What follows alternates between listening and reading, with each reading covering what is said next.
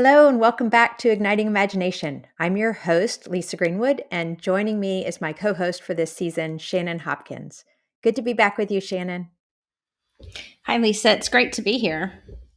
The theme of this season is Facing Reality, Claiming Leadership, which we've drawn from Meg Wheatley's work. And if you haven't listened to our episode with Dr. Margaret Wheatley, I hope you will do so as soon as you can because it is so good. So I want to highlight two major takeaways that have continued to stay with us and that actually we've heard from you all in the emails you're sending us. And keep doing that, by the way. We would love to hear from you. So the first, the reality that she paints in that episode, as difficult and hard as it is to hear, is actually quite helpful. And it gives clarity about what is ours to do, that we can create islands of sanity where we are and focus on our communities, our neighborhoods, where we can practice and embody the best characteristics of humanity. And the second is that she doubles down on conversation as the currency of change. And that in this age of threat, that we need more than ever spaces where people can have real and meaningful conversation that can lead to new ideas and insight and deep connections with each other because we are not in this alone. So we hope that what you experience here in these podcast episodes is a bit of an island of sanity for you. So find a moment of pause wherever you are, take a deep breath, and may grace and peace be with you as you listen and think and feel throughout this episode. Joining us on our island today is Reverend Amy Butler, appropriate as she is from Hawaii. But it is such a joy to invite her into conversation. She is such an amazing conversation partner, friend, and leader in the spiritual landscape. So, Shannon, would you share Amy's bio with us? Absolutely, Lisa. Pastor Amy believes deeply that courageous communities of people who live with tenacious love can change the world. Much of her career has been spent helping build communities of radical witness in the institutional church. She's currently serving as the designated pastor of the Community Church of Honolulu in Hawaii. Before that, Amy served for 5 years as the seventh senior minister and first woman at the helm of the Riverside Church in the city of New York. Amy holds degrees from Baylor University, the International Baptist Theological Seminary, and Wesley Theological Seminary. Amy's professional ministry career began as the director of a homeless shelter for women in New Orleans, Louisiana. She later became the associate pastor of membership and mission at St. Charles Avenue Baptist Church in the city of New Orleans. In 2003, Amy was called to the position of senior minister of Calvary Baptist Church in Washington, D.C., Chinatown, where she was also the first woman to lead that historic congregation. Amy's memoir is Beautiful and Terrible Things: Faith, Doubt, and Discovering a Way Back to Each Other. Her website is pastoramy.com. Great. Thanks, Shannon. I'd love to hear what stood out for you in this conversation. Oh, gosh, Lisa, so many things stood out, honestly. And wasn't it just lovely to be like in conversation with Amy at this moment that she's bringing both so much hope for what's being born, but also this recognition that things are changing. And so don't be afraid. And I think that's the thing that stood out the most. Is like, come on, don't be afraid. Yeah.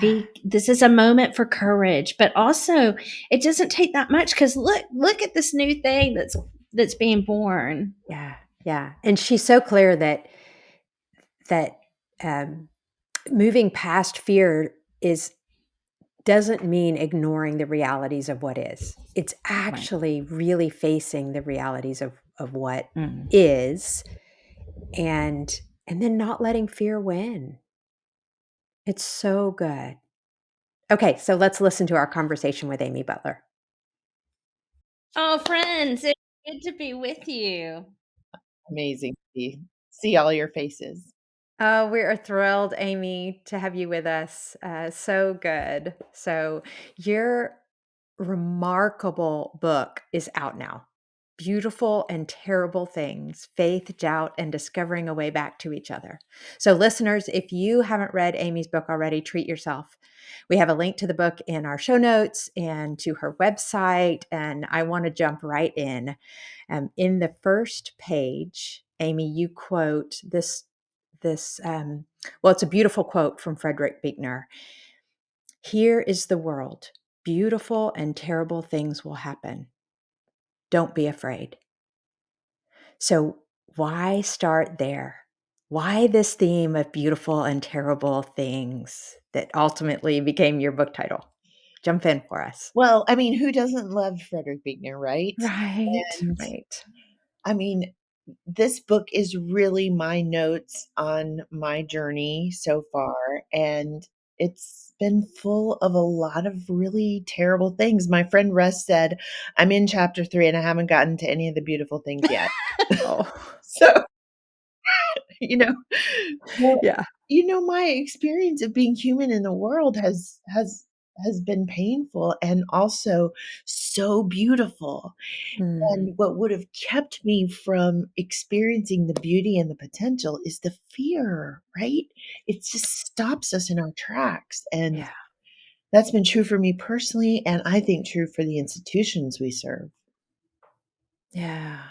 Yeah, it is. It's the journey of faith, isn't it? To face and name and move through fear. I mean, it's all through the scriptures. Yes. Do not be afraid. Be not afraid, because God knows. Yes. God knows Yes. that we're afraid. Yeah. Yes. Yes. Oh, bless you for naming it, for claiming it, for being willing.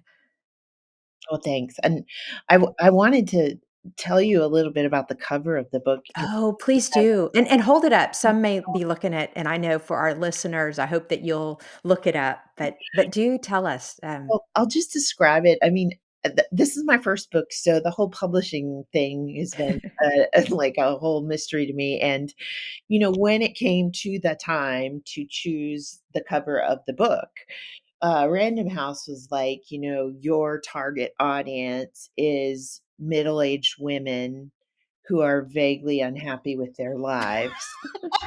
Rude. Very rude. Ouch. And they like botanicals. And I said, "Okay, well, here's the thing. I'm Hawaiian. I'm from Hawaii, and like I cannot just be having any dang flower on the front of my book, right?" Mm, mm, And so I'm like, "Have your artists use their Google and find a Hawaiian flower." And it just was a disaster. And so mm, finally I said, what I really want on the cover of the book is the flower. It's called an ohia lehua, mm, and it is, the first plant that grows after the destruction of a lava flow. Mm, So, as you know, we have volcanoes, active volcanoes in Hawaii, and when the lava covers a piece of land, it kills everything. And then, over decades of time, little green mm, sprouts come up through the cracks, and it's mm, always this mm, one first, and it's this ugly, gnarly green bush, and then these gorgeous, like, mm. red, stunning flowers. So if you were to look out over a lava flow, you would see, like, little pieces of red everywhere you look and beauty, and I'm like, "This is my life. This is what life is like." Oh, oh, oh, oh, So that's why the cover means so much to me.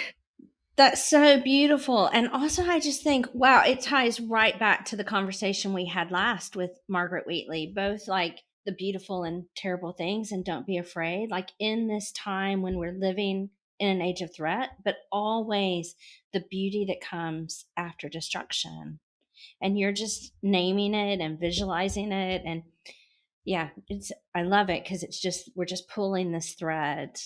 And I don't know. I also just want to say it's just so lovely to see you here, just so full of life and joy, really embodying what it means to do this work in this time after all you've been through.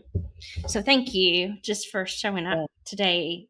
Our season's theme is facing reality and claiming leadership, which is a theme of your life. It's a theme of your work. I've just seen you do this, take this space over and over. But when you think about all of the pastors, all the clergy and lay leaders that are listening today, what are the beautiful and terrible things you think the church needs to face today? Wow. I mean, one of the things that has been so striking to me is how many emails I have gotten from pastors and church leaders around the country saying, "You don't know me. I read your book. I could never be authentic like this. If I were, my church would fire me. Mm, I'm just hanging on. I'm just hanging on till retirement, you know?" mm. And that is like deeply sad to me because we are serving an institution that is perpetually self-destructing because we are so afraid. We're Mhm. afraid to change anything. And I, I would like to claim prophetic courage, but actually, I didn't have much of a choice. Like, my life just kept falling apart in public, and so, uh, just go with it. Uh, Ouch. but but Mm, it also, some of the things that have happened to me, my divorce when I was a pastor, pastoring historic congregations that were in decline and full of conflict, and then, of course, my very public leaving the Riverside Church has all, led back to a choice. Do we choose fear and buckling down and keeping things the way they are? Or can just someone say the truth? Things are changing, and let's go to where they're gonna pop up again, yeah. and that has been such a freeing place for me to be, and I wish and I hope for my colleagues who are serving this institution that we love, that we don't think it's one or the other. It's it's like within our institution and all the gifts we have, where is the newness and the beauty popping up? And could we summon the courage to Mm, go there? yeah, Yeah. yeah, uh, yeah. I love that. Well, I wanna draw on this. You use the word authenticity. There's a kind of raw vulnerability in this, and um, and Brene Brown has famously linked vulnerability and leadership, and so I would love to hear you talk about how this vulnerability has impacted your leadership and your ability to kind of face fear, to be real and authentic. I mean, I love that you say in some ways I was forced, it was kind of public, but in other ways you chose. You chose to lean in and to be you and to be authentic and to claim it and to not hide it or run away and just to say this is my life. And you continue to lead in powerful ways. And so I would love to hear you just talk about how vulnerability and leadership is linked for you. Mm. Yeah, thanks for that. I mean, I can remember hearing Nadia Bolz-Weber talk about her book many years ago and saying, Mhm. "I really wanna speak from my scars and not my wounds." And so Mhm. that's one of the reasons this book took 6 years to write, Mhm.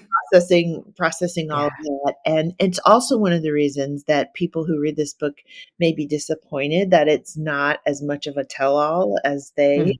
had wished. Um, my daughter Hannah will say, "Man, the chapter about me, I get off way easy." I'm like, "Yeah, girl, you do." The point of the book is not, like, to tell all the terrible things. Right, right. The point is to be authentic in a way that is empowering. And I think early on in my ministry, I just decided it was too much damn work to be Mm. like somebody else in the pulpit and then somebody else in real life. It's too much work.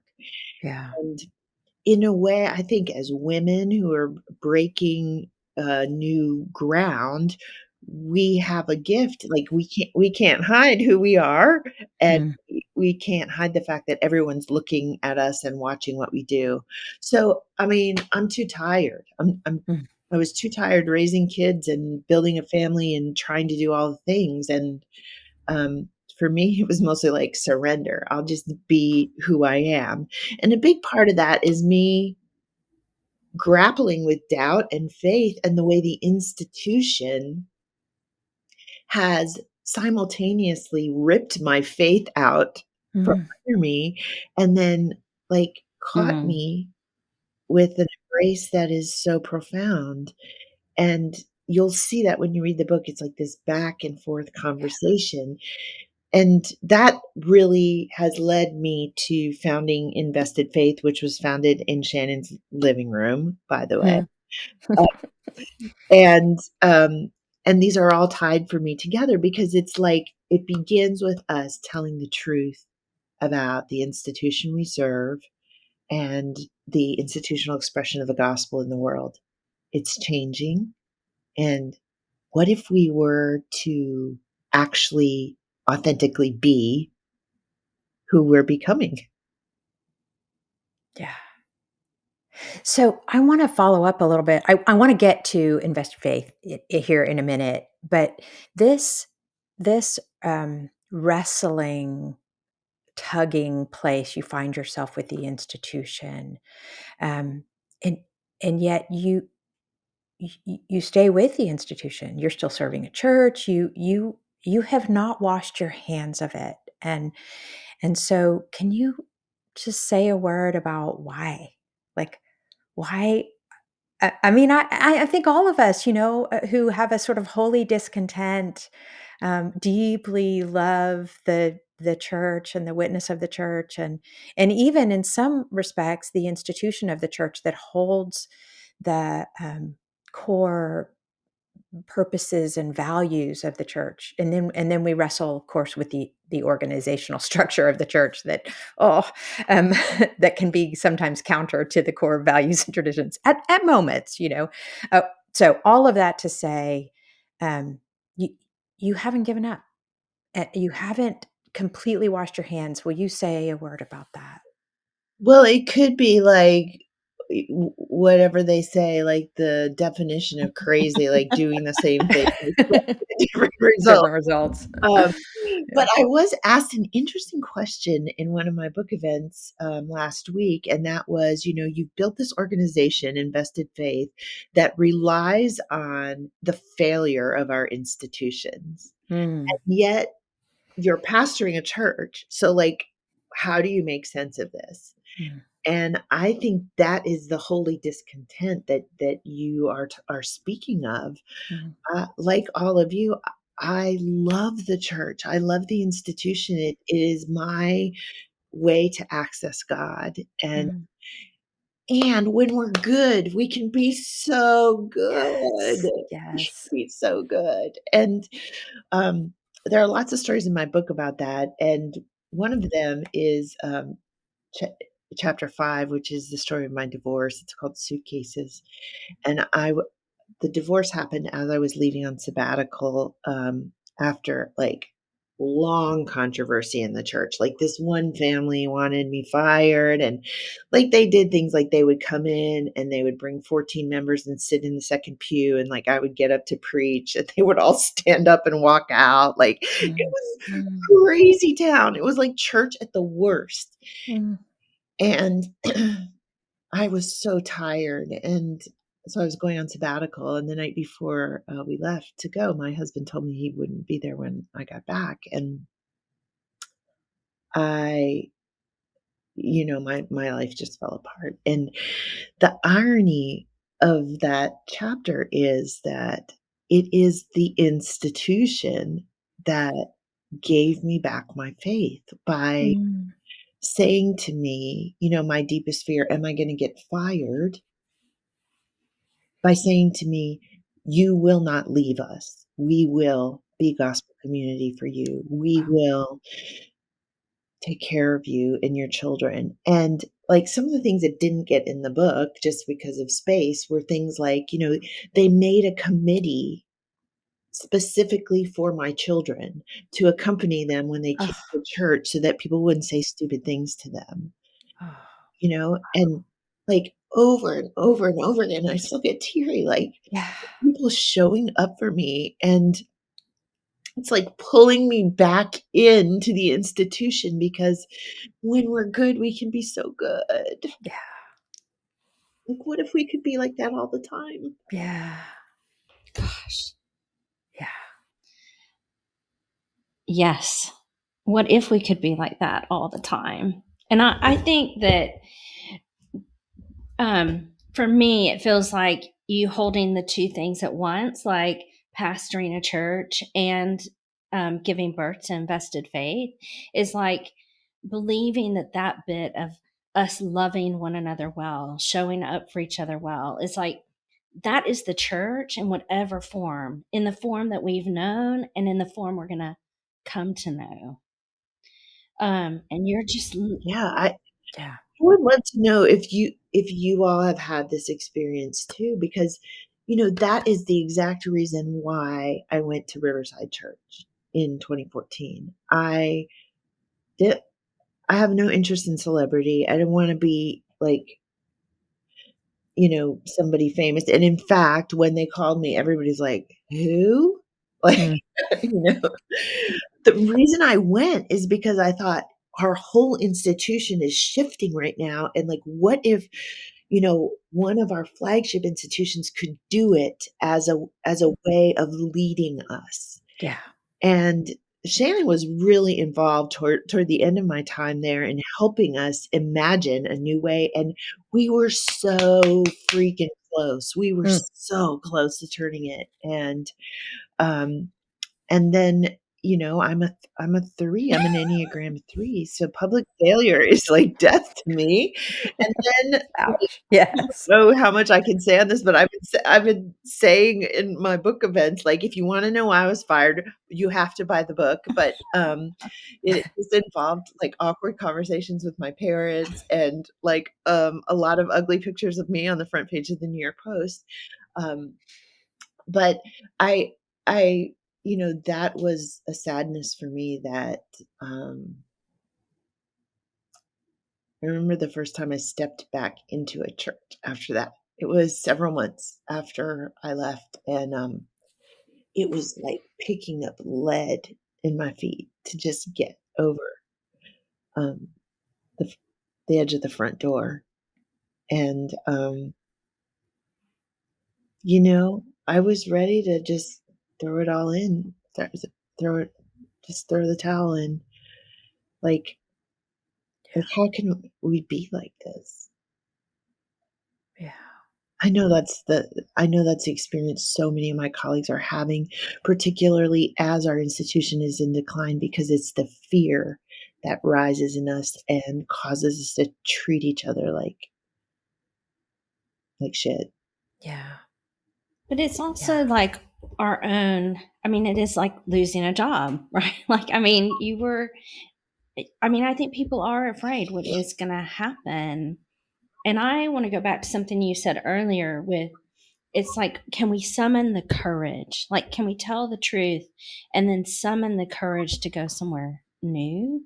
I'm wondering, what do you think are the conditions that are needed for leaders in this moment to do that work?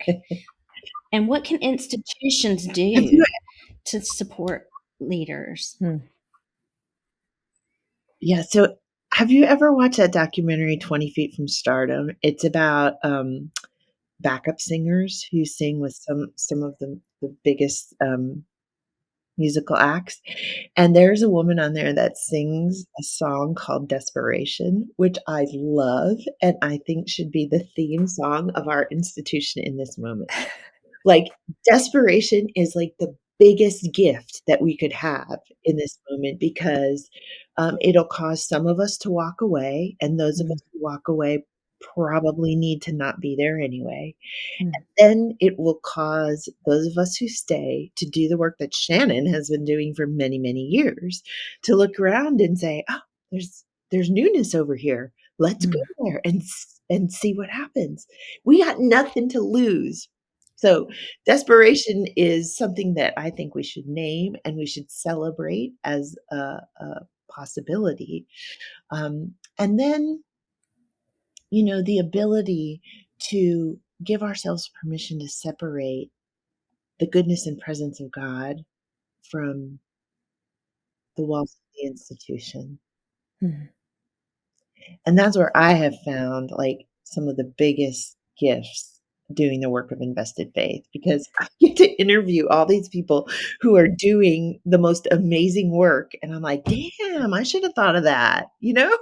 Yeah, yeah. Okay, so this is a great time to get into invested faith. I would love to hear the story because I actually think it's a testament to your faith in the the work of the church, right? I mean, it is in some ways a kind of love song of hope and faithfulness when you say, "Look," I mean, you're doing what you're describing Shannon has done for years, and that is you're saying, "Look at the newness. Look at what God is doing.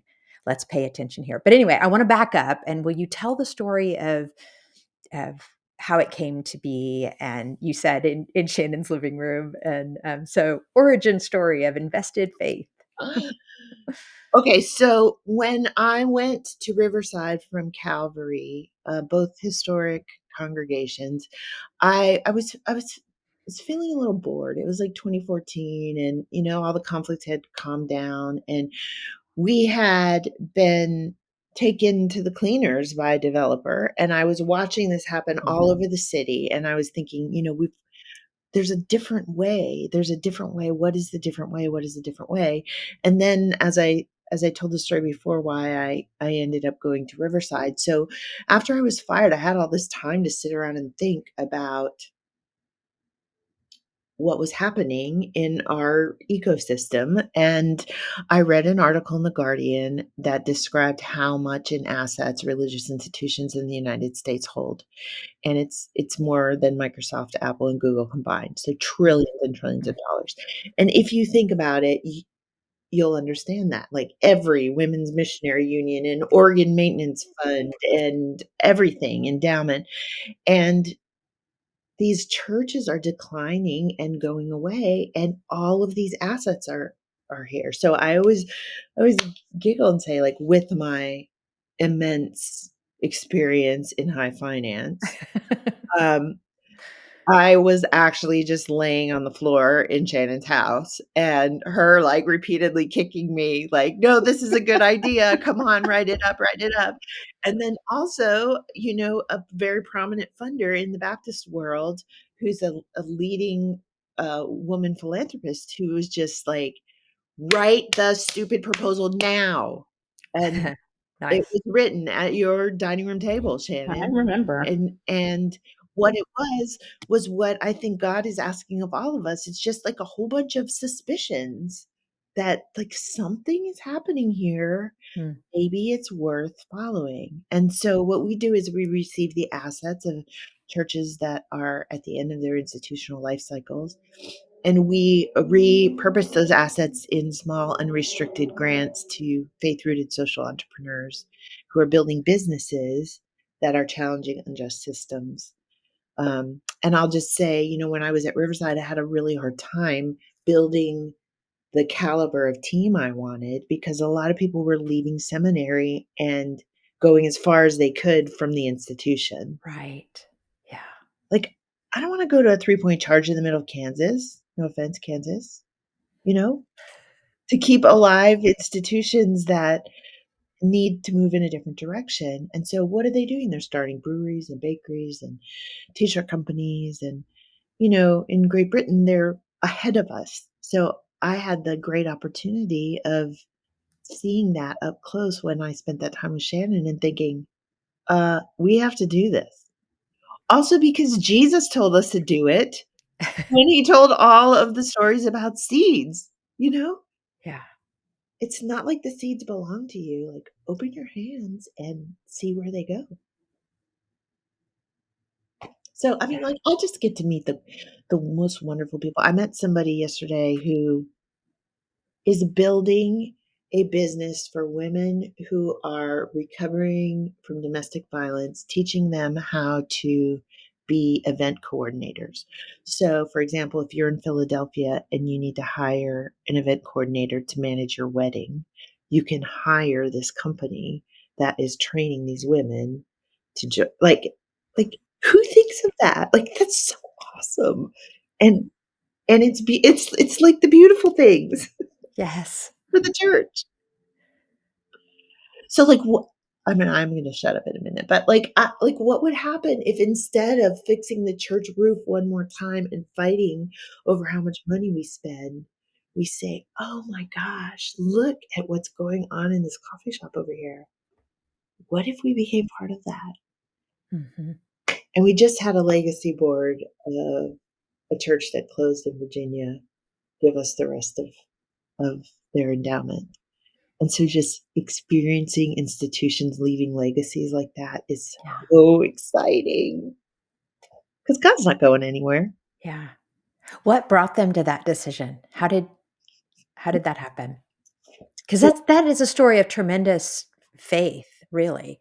it Yeah. is, and it's been 4 years of me saying, "Church, church, hello, church, Mm.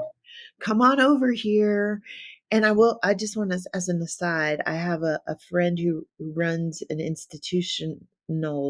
big institutional program in the church. And he said to me, when you had this idea 4 years ago, I was like, kind of like, you're so cute, you know? And now I think you might be onto something. No. So there was a local minister who's an adjudicatory who was helping a legacy board of this church, Bethel UCC Church in Arlington, decide Mhm. what to do with the rest of their money. They'd stopped worshiping together in 2022. And he's like, there's this woman who's doing this thing where they like give money to coffee shops. I don't know. And they were like, "Okay, maybe we'll give them $5,000." And we got on a call like this, and I was like, you know, meet Tracy Terrell. She started a mobile grocery store in Southwest Georgia. And they were like, "We want all the money to go here. Oh, Like, take this oh, money and, like, spread it everywhere and see what God does." And it mhm. was such like a moment of beautiful celebration and an acknowledgement of all those babies being blessed and all those weddings that had happened in that sanctuary and all the community they had built. It's not over. It's still Yeah, going. yeah, I love it, Amy, because, and you named it, right? It's legacy. It's a different legacy. It's the church being reborn in different forms, in different ways, in different places. And it is a scattering, right? Like it's, it's different from this like one contained space to scattering. Um, and I wonder, um, just that you're starting to see it. I think I'm not surprised that the person told you, "Oh, I thought it was a cute idea." Because 4 years ago the landscape was different, right? And you were ahead, and now the whole landscape is rapidly changing post COVID and lots of things. But I mean, how what do you think is the real message that the church needs to have to be ready to do what this church did? Is it like a going back to our story that we have a death and resurrection, that's at the heart of our faith? Or is it like our legacy? Or is it imagination? Like, what do you think are the different mechanisms that are going to help the church? And it's not really the pastor, right? It's the people in the pew and the people on the committees making decisions. Like, how do we do that work? Well, yeah, I'm of two minds here. The first is the fear part. Like, we need to be saying to each other over and over, the principal story of our faith is Yeah. death and Yeah. resurrection. mhm, Okay. This is the work of God in the world. So when we institutionally push back to try to stop that, we're actually opposing the work of God in the world. Mm. And that's something we need to keep reminding each other of. But the second thing I would say, and I say this as a clergy person who serves the church, um, we need trained theologians who can articulate this from the pulpit and lead our people in ways that that are that have theological integrity. And I did not learn how to do that in seminary. Mm. You know, 20 years ago, I was at a Cooperative Baptist Fellowship meeting, and some older man cornered me in the in the hallway and said, "If you could do anything for the future church, what would you do?" This was 20 years ago, and I said, "Give every woman leader an MBA and teach her how to articulate like the fundamentals of our faith." And damn, I wish he had listened to me. Because that's what we need. We need leaders who can speak from a platform of theological integrity and take us to new places of entrepreneurial reinvention. Yeah. You're speaking of, kind of the church that is emerging, if you will. I mean, we've inherited a model. We know that it is increasingly less the inherited model is increasingly less appealing to younger generations.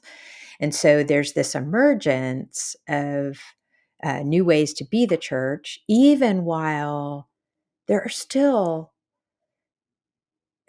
significant portions of the population that believe in and are fed by the inherited models. So how do we help the inherited models be strong, um, really take seriously their place, their witness, the role of formation, all of these things.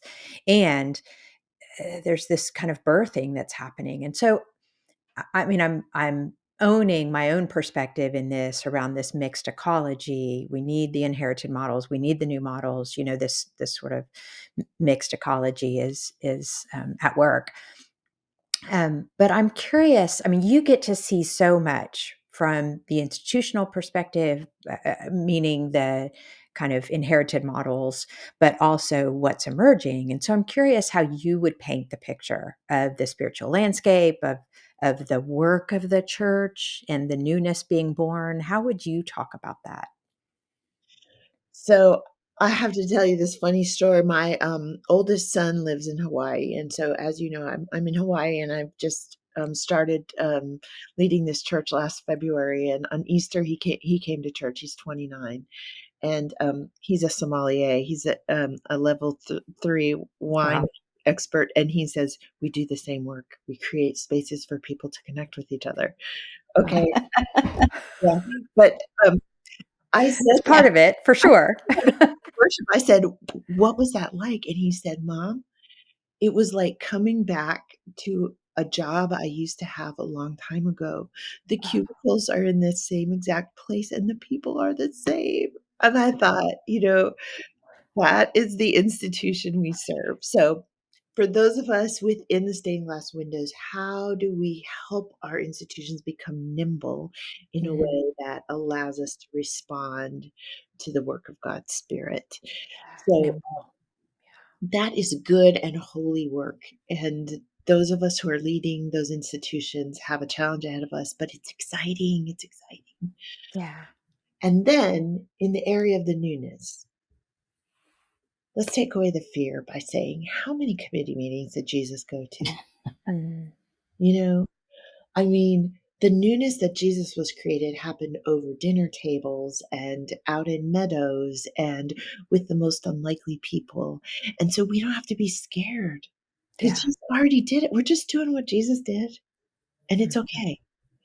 And like, if we can find a way to express the newness like that, I think it will ease people into possibility.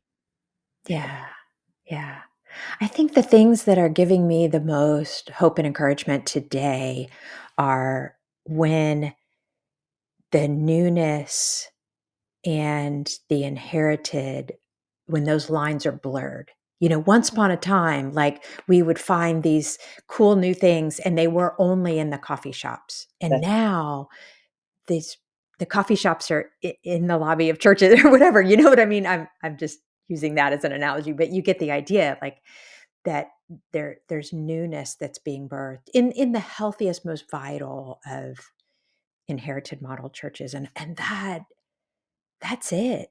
I mean, right? God is doing a new thing always. And do we have eyes to see? Are we nimble enough to say, maybe we don't need that committee at all, actually? And those folks are freed up for this thing in the neighborhood, or, fill in the blank. But I see it happening all over, and I'm so encouraged. And I think leaders who are saying yes, who are staying in their churches, or in organized religion, if you will, I think I'm seeing them say yes to that nimbleness, just to the new hope and the new life, and I'm No, so me encouraged by too. that. and I love, and I said this at the beginning, there are 4 really, like, amazing women on in this conversation right now, and I think it's a unique perspective to be a woman to say, when something new is born, it hurts a lot, Yeah, and it's gonna be great when yeah, it's over. yeah. A lovely nod to, right now, our executive producer, Blair Thompson, who gets to be in all these conversations, and you all don't hear her voice except on the intro in the end. But boy, she is very much a part of the conversation and the energy in this space. So thank you, Blair. A little shout out to you. Yeah, So I don't know. Can I just tag to something you were saying, Lisa, that I think you're right. I'm really encouraged when the lines are blurred, when the new and the old are coming closer together, the institution and the thing that's being born.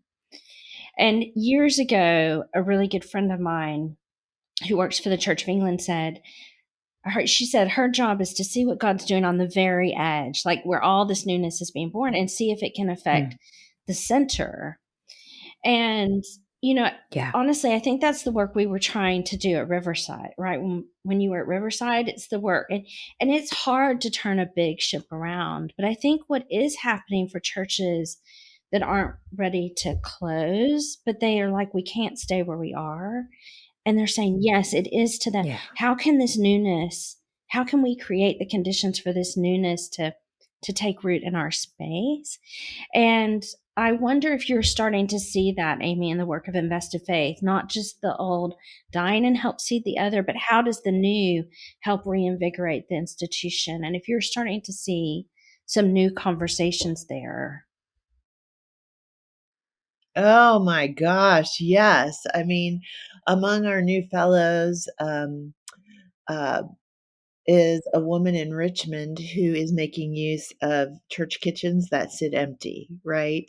So, creating take-home meals for very busy families who do not have time to cook dinner, and when you stop by and pick up your dinner, you are also buying a meal for another family who needs a meal, like, and that church that is housing that is delighted that the kitchen that they spent so much money building is being used to build a business that, I mean, it's Yes. just so Yeah.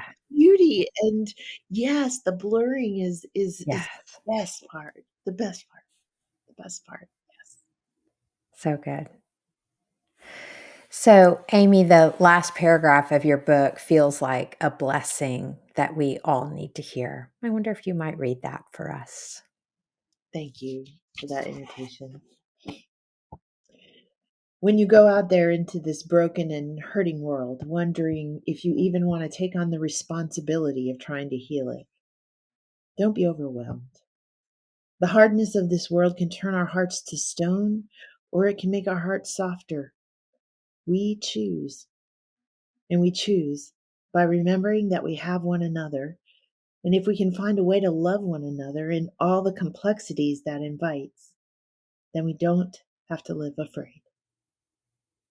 Ah. May it be so. May we not live afraid. May we have soft hearts for what God is doing. Because it's so exciting on the other side. Yes, so exciting. Okay, we're asking all of our guests in this season one final question. And so, as you consider the reality of the world, the leadership to which you have been called, what do you want to be remembered for? I thought about this question, and I don't really care if people remember me. Mhm. And I don't want to live my life in hopes that people do. Um, I hope that when I'm gone, that there will be an added measure of goodness left in the world that wasn't there before. If I Mhm. could manage to do that somehow, that will have been worth it all. Dear Amy, that is already true. That is already true. Yeah. Thank you.